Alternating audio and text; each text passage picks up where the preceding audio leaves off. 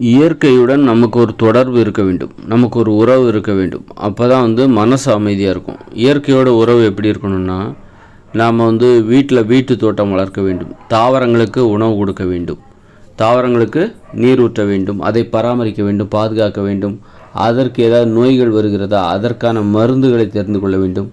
அப்போ அதன் இயல்புகள் ஒரு தாவரத்தோட இயல்பு என்ன, அது என்ன பண்ணணும். ஒவ்வொரு தாவரத்துக்கும் ஒவ்வொரு விதமாக இருக்கும். ஒரு தாவரத்துக்கு நிறைய தண்ணி ஊற்றணும், இன்னொரு தாவரத்துக்கு தண்ணியே ஊற்றக்கூடாது, இன்னொரு தாவரத்துக்கு எந்தெந்த உரம் போடணும். இப்படி தாவரங்களை நாம் புரிந்து கொள்ளணும். வளர்க்கும் போது தான் புரிஞ்சுப்பீங்க. நீங்கள் ஒரு அடர்ந்த காட்டில் அப்படியே ஒரு நீர்வீழ்ச்சிக்கு அடியில் நீங்கள் வாழ்கிறீங்க, ஃபோட்டோ எடுக்கிறீங்க, உடனே உங்களுக்கு இயற்கையை நேசிப்பதாக அர்த்தம் கிடையாது. அப்படிலாம் இருந்துட்டிங்கன்னா, அதாவது நீங்கள் ஒரு அடர்ந்த காட்டில் வசிக்கிறீங்க, அல்லது லீவுன்னா சுற்றுலா பயணம், ஒரே அந்த நீர்வீழ்ச்சி குற்றாலத்தை பார்க்குறீங்க, குற்றாலத்துக்கு போகிறீங்க, அந்த டேம் பார்க்குறீங்க, இந்த நீர்வீழ்ச்சியை பார்க்குறீங்க, ஃபோட்டோ எடுக்கிறீங்க, உடனே நீங்கள் இயற்கை ஆர்வலர், இயற்கையை நேசிக்கிறீர்கள் என்பதாக பொருள் விடாது. இயற்கையை நேசிப்பவர்கள் யார் என்றால், தாவரங்களை வளர்க்க வேண்டும், தாவரங்களை நீரூற்றி அதற்கு நிலமெல்லாம் தயார் செய்து, பண்பட்ட நிலத்தை தயார் செய்து அதுக்கு உரம் போட்டு தண்ணி ஊற்றி பராமரிக்கணும். அவங்க தான் யார், அந்த தாவரத்தை இயற்கையை நேசிப்பவர்கள் என்று கருதப்படும். இப்போ ஒரு குழந்தை இருக்குது, அந்த குழந்தை நல்லா இருக்குன்னு சொல்லிட்டா உடனே அந்த குழந்தைக்கு உங்கள் மேலே பாசம் இருக்குன்னு அர்த்தமா? நீங்கள் பெற்ற குழந்தையாகவே இருந்தால் கூட அது நீங்கள் வளர்க்கணும், அதுக்கு உணவு கொடுக்கணும். எப்போல்லாம் வாடி இருக்குது அதெல்லாம் பார்த்து அதுக்கு என்ன தேவை, அப்போ தான் அந்த குழந்தைய நீங்கள் நேசிக்கிறீங்கன்னு அர்த்தம். சும்மா குழந்தையோட உட்காந்து ஒரு ஃபோட்டோ எடுத்துக்கிறீங்க அப்படின்னா நீங்கள் உடனே குழந்தையை நேசிப்பதாக அர்த்தம் கிடையாது. அது மாதிரி இயற்கையை நேசிக்க வேண்டும், இயற்கையோடு உங்களுக்கு ஒரு உறவு இருக்க வேண்டும், தொடர்பு இருக்க வேண்டும்.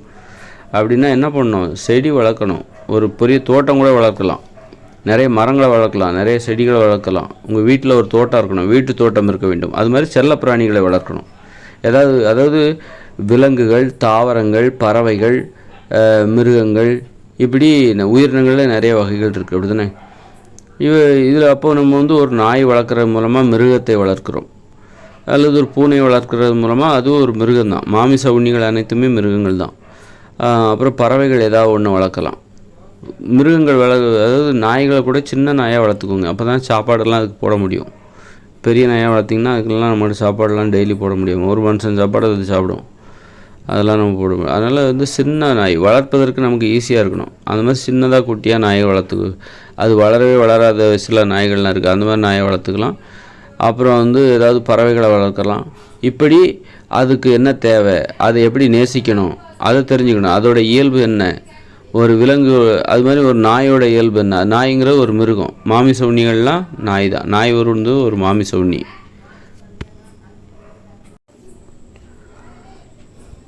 அப்புறம் ஆடு மாடு, இதில் ஏதாவது ஒன்று வளர்க்கணும்.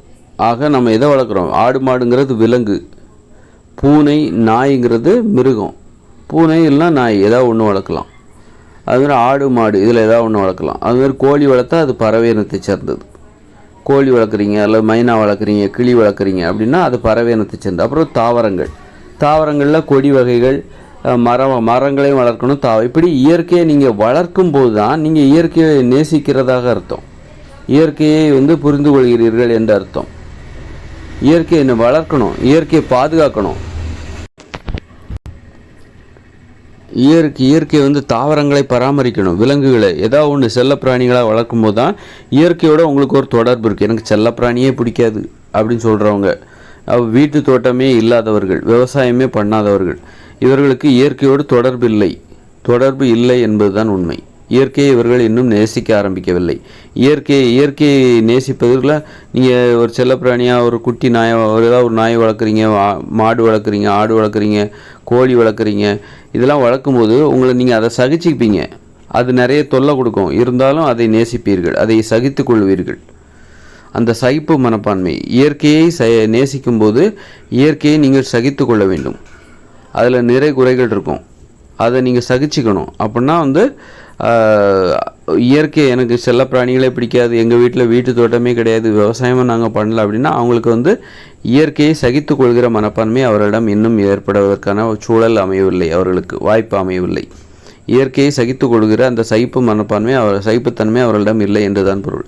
இயற்கையுடன் அவர்களுக்கு ஒரு உறவே இல்லை, ஒரு தொடர்பே இல்லை. இயற்கையை அவர்கள் இன்னும் நேசிக்கவே ஆரம்பிக்கவில்லை. அதனால் இயற்கையை நேசிக்கணும்னா உங்களுக்கு வந்து ஒரு மிருகம், விலங்கு, பறவை, தாவரம், கொடி, மரம் இதெல்லாம் வந்து கலந்து நீங்கள் வளர்க்கணும். இந்த தாவரங்கள்லேயும் நிறைய வகை இருக்குல்ல, அதான் சொல்கிறேன். கொடிகள், மரங்கள், செடிகள் இப்படி அதில் ஒன்று ஒன்று வளர்க்கணும். அது மாதிரி மிருகங்கள்னால் பூனை வந்து ஒரு மிருகம், மாமிச உண்ணியெல்லாம் மிருகம், பூனை, நாயெல்லாம் மிருகம். மிருகத்தில் ஒன்றா நீங்கள் வளர்க்கணும். அப்புறம் பறவை, கோழி வந்து பறவை. அப்போ ஒரு கோழியோ அல்லது கிளியோ மைனாவோ வளர்க்கலாம். அதுமாதிரி விலங்கு, ஆடு, மாடு இதில் ஏதாவது ஒன்று வளர்க்கலாம். ரொம்ப அதிகமாக வளர்க்கக்கூடாது. அப்புறம் தாவரங்கள் வளர்ப்பீங்க, மரம், செடி, கொடி இதெல்லாம் வளர்ப்பீங்க.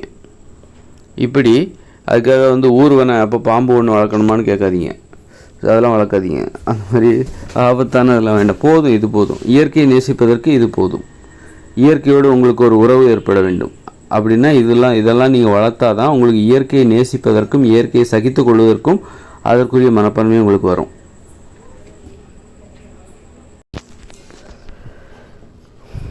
இயற்கையுடனான தொடர்பிற்கும் உறவிற்கும் இயற்கையை நேசிப்பதற்கும் இயற்கையை சகித்து கொள்வதற்கும் இது மட்டும் போதாது, மேற்சொன்னவைகள் மட்டும் போதாது.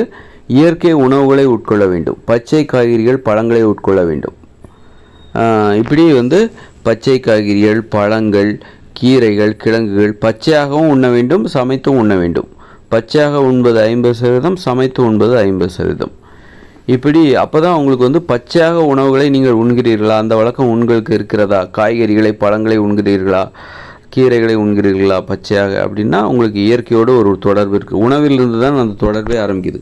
எனக்கு பச்சையாக எதையுமே சாப்பிட மாட்டேன்ப்பா, பச்சை காய்கறிகளோ எதுவுமே சாப்பிட மாட்டேன், எனக்கு வந்து நல்ல பேக்கரி உணவு, இந்த மாதிரி உணவு தான் எனக்கு ரொம்ப பிடிக்கும் அப்படின்னா உங்களுக்கு இயற்கை உணவில் அந்த இயற்கையுடன் உங்களுக்கு இன்னும் தொடர்பு ஏற்படவில்லை. உணவிலிருந்து தான் இயற்கையுடனான தொடர்பு என்பது உணவிலிருந்து தான் ஆரம்பிக்கிறது. உணவுகளிலிருந்து தான் நீங்கள் பச்சை காய்கறிகள், பழங்களை சாப்பிட்ணும். அப்போ தான் இயற்கையுடன் உங்களுக்கு ஒரு தொடர்பு இருக்குது, உறவு இருக்குது, இயற்கையை நேசிக்கிறீர்கள் என்பது பொருளாகும். பச்சை காய்கறி எனக்கு பிடிக்காது, பழமே எனக்கு பிடிக்காது அப்படின்னா இப்போ நீங்கள் இயற்கையை நேசிக்கலை அப்படின்னு அர்த்தம். எனக்கு எப்போவும் வேக வைக்கப்பட்டது, உப்பு போட்டு சமைச்சது, இந்த மாதிரி ஐட்டம் தான் எனக்கு பிடிக்கும் சாப்பிட்றதுக்கு அப்படின்னா கண்டிப்பாக நீங்கள் இன்னும் இயற்கையை நேசிக்கலாம். ஏன்னா உணவிலிருந்து தான் உங்களுடைய இயற்கையுடனான நேசம் என்பது ஆரம்பிக்கிறது. நீங்கள் என்ன பச்சை காய்கறிகளை விரும்பி உண்கிறீர்களா, அதில் கவனமாக இருக்கிறீர்களா, அதை ஆர்வமாக சாப்பிடுகிறீர்களா அப்படின்னா உங்கள்கிட்ட கண்டிப்பாக இயற்கையுடனான ஒரு தொடர்பு, உறவு, நேசம், பாசம் எல்லாமே இருக்குது என்று தான் அதன் பொருள். அப்புறம் வந்து மரம், செடி, கொடியெல்லாம் வளர்க்கணும். செல்ல பிராணிகளை வளர்க்க வேண்டும். அதை பராமரித்து பாதுகாப்பீங்க. அப்போது கண்டிப்பாக உங்களுக்கு இயற்கையுடன் ஒரு அற்புதமான ஒரு தொடர்பு இருக்கிறது. இயற்கையை சகித்துக்கொள்கிற மனப்பான்மை இருக்கிறது. இயற்கையை நீங்கள் நேசிக்கிறீர்கள் என்று பொருள்படுகிறது உங்கள் வாழ்க்கை முறையை பார்க்கும்போது.